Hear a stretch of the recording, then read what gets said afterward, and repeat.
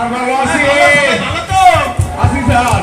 ধন্যবাদ। আমি আজকে টিচার হিসাবে এখানে আসছি, তোমাদেরকে কিছু শিক্ষা দেবো, তোমাদের কাছ থেকে কিছু শিক্ষা গ্রহণ করবো, ঠিক আছে তো?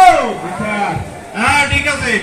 তাহলে আমি টিচার হিসাবে আসছেও শান্তি নাই, মাইকটাও কাম করে না ঠিক মতো, ঠিক কিনা? এই তাহলে good morning, good morning. Good morning sir. হ্যাঁ ধন্যবাদ। আজকে আমি বাংলা ব্যাকরণ নিয়ে অনেক কথা বলবো, যেটা ব্যাকা হয়ে থাকে সেটা হলো বাংলা ব্যাকরণ, বলতে পারছো সবাই? স্যার জি স্যার। এর মধ্যে একটা গুরুত্বপূর্ণ টপিক আছে সেন্টেন্স বা বাক্য, যেমন এই হ্যাবোধক বাক্য, নাবোধক বাক্য, তারপরে প্রশ্নবোধক বাক্য। প্রশ্নবোধক বাক্য হইলো যেটা দিয়ে কোনো একটা প্রশ্ন করা হয়, তাকে বলা হয় প্রশ্নবোধক বাক্য। এই তুমি বলো একটা প্রশ্নবোধক বাক্যের উদাহরণ দাও। দাঁড়াও দাঁড়াও আগে দাঁড়াও। স্যার খারাই তো মনে বই কম। হ্যাঁ দাঁড়িয়ে কও, দাঁড়িয়ে কও প্রশ্নবোধক বাক্য। তাছাড়া বাড়িঘর এত সাজানো কেন? আর হেনা কোথায় স্যার? ও বলতে পারছি, বলতে পারছি। ধন্যবাদ, প্রশ্নবোধক বাক্য হয়েছে। আচ্ছা এখন বিবৃতিমূলক বাক্য কাকে বলে? এটা আমি বললে দিলে বলবো আর কি। বিবৃতিমূলক বাক্য কাকে বলে? সেটা হলো যা দিয়ে কোনো একটা ব্যাখ্যা প্রদান করা হয় বা বর্ণনা করা হয়, যেমন হেনার তো বিয়ে হয়ে গেছে, এটা হলো বিবৃতিমূলক বাক্য, ঠিক আছে তো? আচ্ছা এবার আমার তৃতীয় প্রশ্ন। এবার আসবো আমরা নেগেটিভ বা না বোধক বাক্য, যেটা দিয়ে বোঝানো হবে যে না, অর্থাৎ যেটা নেগেটিভ মূলক কথা হবে, ঠিক আছে? তোমরা উদাহরণ দিতে পারবে? তুমি বলো। তুমি বলো। হ্যাঁ দাঁড়াও দাঁড়াও বলো। এটা আমি বিশ্বাস করি না। ঠিক আছে ঠিক আছে, থ্যাংক ইউ। বুঝা গেল যে বুঝতে পারছো। এই শোনো, এই জায়গায় নোয়াখালী বাড়ি কার না? নোয়াখালী? হ্যাঁ হ্যাঁ ঠিক আছে। তুমি হ্যাঁ ঠিক আছে। আরে আই নোয়াখালী তো নাইছি স্যার। ঠিক হ্যাঁ আছে। তো কাকু স্যার কি প্রশ্ন করি কি আর আউলেলাম। ঠিক আছে তুমি বলো। আসবাবপত্র ইংরেজি কি? আসবাবপত্র কি ইংরেজি?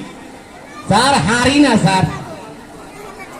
ও ঠিক আছে, হয়েছে হয়েছে। ফার্নিচার, হারিনেচার, মানে একটু নোয়াখালীর মানুষ তো ওই জন্য ফার্নিচারকে হারিনেচার বলছে। হ্যাঁ ঠিক আছে। স্যার আপনি ভুল বলছেন স্যার। সে বলছে এটা পারে না। ও পারো না। ও আমি তো অনেক আসলে হয়েছে স্যার হারিনে বলছে আর স্যার বলছে হারিনে স্যার। ও এই যে আপনারা বুঝে নিয়েছেন হার্নিচার স্যার। ও বুঝতে পারছি। আমি তো মনে করছিলাম ফার্নিচারের অর্থ তুমি পারো, হ্যাঁ, কিন্তু তোমার পারে না। অবস্থা তো খুব খারাপ। হ্যাঁ ঠিক আছে, আমি দেখতেছি, দাঁড়াও। আচ্ছা এবার বলো। এবার একটা সাধারণ জ্ঞানের উপর আমরা একটু আলোকপাত করি। সাধারণ জ্ঞান, হ্যাঁ। এই বলো তো, খনিজ পদার্থ কাকে বলে? কে বলবে? এটা বলবে কে? হ্যাঁ দাঁড়াও দাঁড়াই বলো, খনিজ পদার্থ কাকে বলে? স্যার এই মাটির তলে এই খনিজ পদার্থ। মাটির তলে যেটা, এটা খনিজ। উদাহরণ দাও তো, দিয়ে একটা উদাহরণ দাও। সাপ, কেঁচো, ব্যাঙ এসবই খনিজ পদার্থ স্যার। ও, এ মাটির তলে হয় না? মাটির তলে। তোমার বুদ্ধিও তো দেখতেছি মাটির তলেই আছে। স্যার সবই কইতে পারে না স্যার, সবই কইতে পারে না স্যার। আলু মাইটি আলু আছে স্যার এই লগে। ও মাটি আলু আছে। মাটি আলু জি, হ্যাঁ, স্যার, এই জি, খনিজ স্যার। পদার্থ আমরা উৎপাদন করে অনেক বৈদেশিক মুদ্রা অর্জন করতে পারবো, বুঝতে পারতেছি আর কি। পুরানা কইতে পারে না এরও বলতা স্যার।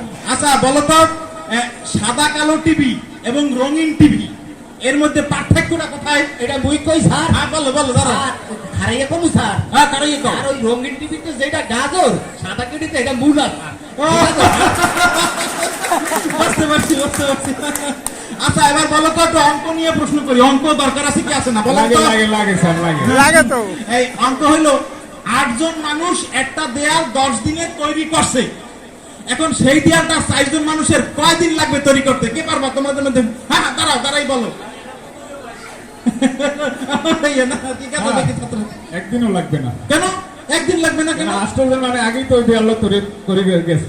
ও 8 জন মানুষ আগেই তৈরি করে আগেই গেছে। তৈরি করে গেছে। স্যার আর 4 দিন তো করবেন কি স্যার? আচ্ছা বলতে পারছি। আসলে প্রশ্নও করতে পারেন না স্যার। আচ্ছা বলতে পারছি। তুমিও বাবা তাহলে এই জায়গায় যাইবো। বলছে স্যার একটু বলতে আছে স্যার।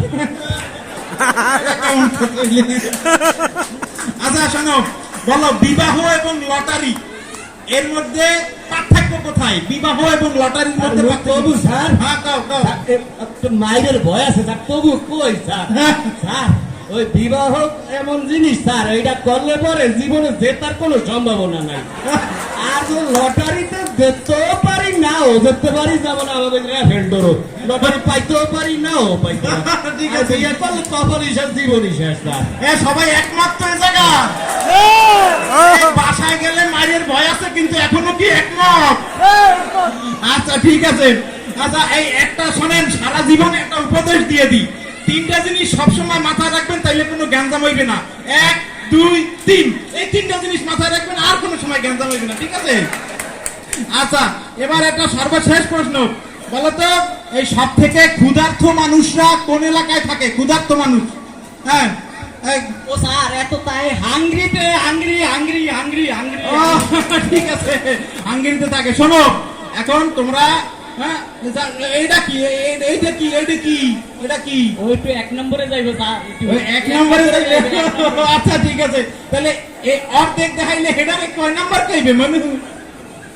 বাতাস স্যার মু ও, ঠিক আছে, পারছি, কথার হয়ে গেছে। এই ধন্যবাদ, যা যা পড়াইছি সবাই মনে রাখো, পরে গেলাম কামে লাগবে আনে, বুঝছো? ধন্যবাদ।